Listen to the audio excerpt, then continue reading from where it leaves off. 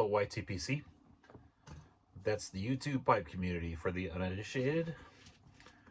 This is Scott, the Night Train Piper here. And I'm doing this story about how I met my wife as a VR, which is a video response, to SMR, who is none other than Slow Mo Randy.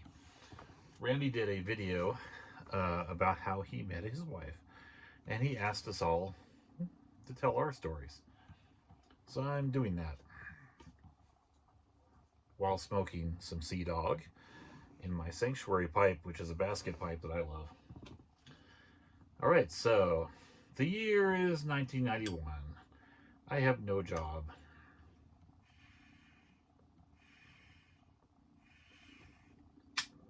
I graduated college like a year earlier.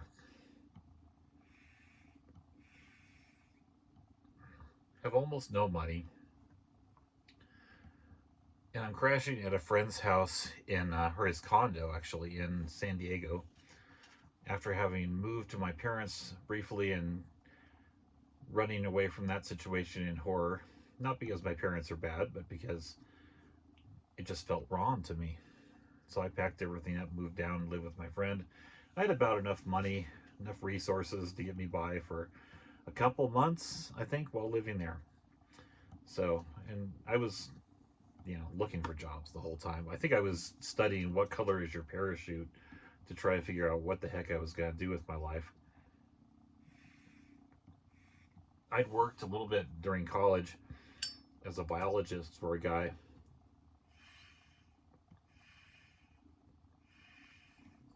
As a field biologist, which means you're out running around chasing birds, basically. And so I'd also, said, "Hey, I'm in town. If you needed someone to help you out, I'll work for you." You know. So anyway, that's the situation I was in, and my friend I was staying with, he invited me over to a Bible study, and it turned out to be at this girl's house that he knew, that went to his church, and so I got to know her. Her name was Tracy. It's an important name in this story. So then, you know, I got a job. My old boss called me back and said, "Hey, you want to come work for me? On a temporary basis or whatever."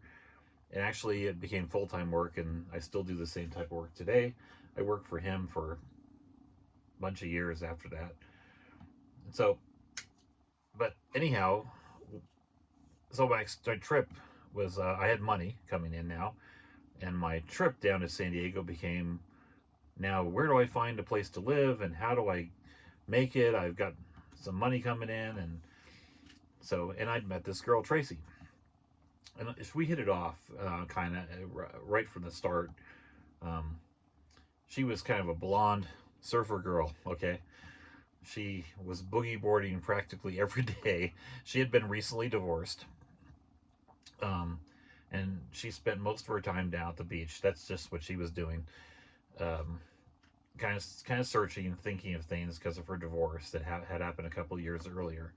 So she wasn't really in a position to get together with anybody at the time, and where I was coming from at the time, I believed that I was not going to find anybody. All my friends had already gotten married. It seemed I think every friend I had found somebody, and I felt like, oh, odd man out. I mean, I dated girls, but none of them ever lasted.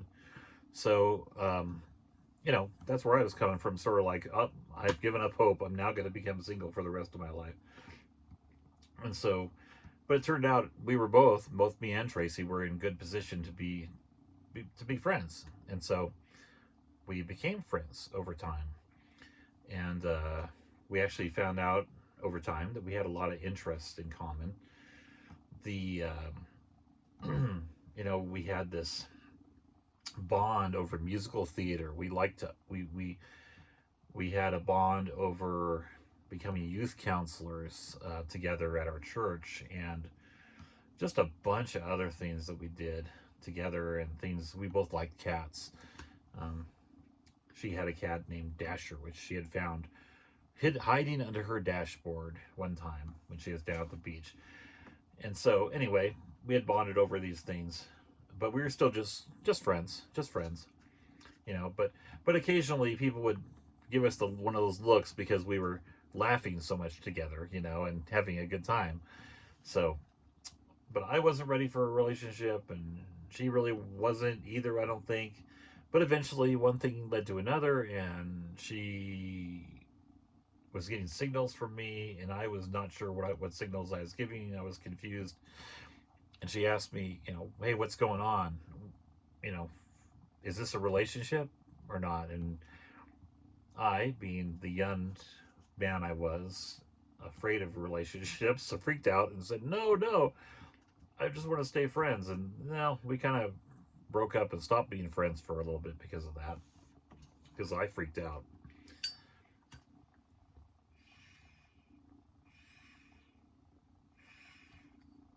Just wasn't want to stay lit. So, but we still kept in contact.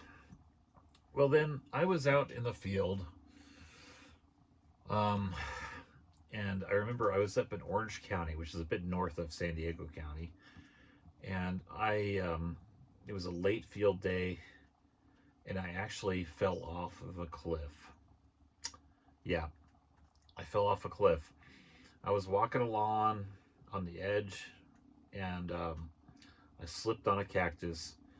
I landed right on my chest on something down there. It was probably about 15 feet high, something like that. It wasn't lethal, but it definitely hurt a lot.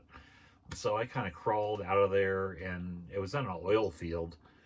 And a guy found me, and called my boss and everything. I got taken to the hospital, and so I didn't know what I was gonna do, and I called Tracy. I said, "Hey, um, any way you can come pick me up?"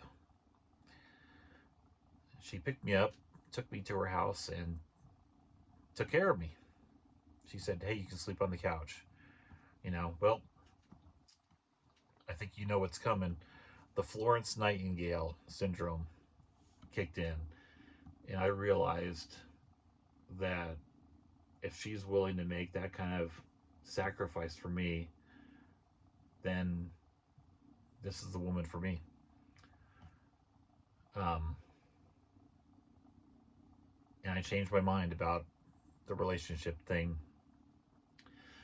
And it's been great. We still dated. We didn't decide to get married right away. We were dating. I took her to my parents' house. She met my mom, and they hit it off. My mom had never hit it off with a girlfriend like that before. In fact, one time I remember this. My mom was a big avid reader, and she would sit there. One of my memories of her is my mom would sit there on the couch before going to bed, and she had the light on, and she was reading. That's just a every night thing. And when we were there, Tracy and her were sitting on opposite ends of the couch, both with their little light on, reading. Okay, so there's that mom connection thing. She's like that, and Tracy loves to cook. My mom loves to cook. So hey, let's face it. We kind of, if we have a mom that was loving and nurturing, we kind of look for some of those things in a girlfriend, right? And a wife. So these were all signs and stuff. So it wasn't long before I was taking her to one of my favorite romantic places, and I popped the question, and she said yes. And the rest is history. We were married February 12th, 1994, making this our 30th year together. Can you believe that? 30 years together. We've been through ups and downs. We adopted 2 children. We couldn't have children of our own, um, and it's been great. I will mention one other thing, and this was part of the reason why I sort of freaked out originally. She's 7 years older than me, so that was a big deal to me in my 20s when I met her. Um, it's not at all now, but it was at the time. So I just want to encourage you guys. The friend first method worked for me, and it can work for you too. So if you're looking for somebody, don't write off becoming friends first and seeing what happens. All right, y'all. That is it for me. thank you for listening and indulging me in my story about how I met my wife. And I hope you have someone in your life um, to love you as good as my wife loves me, and a partner like that. If you don't, go get you one. Take care of you all. I'll talk to you all soon.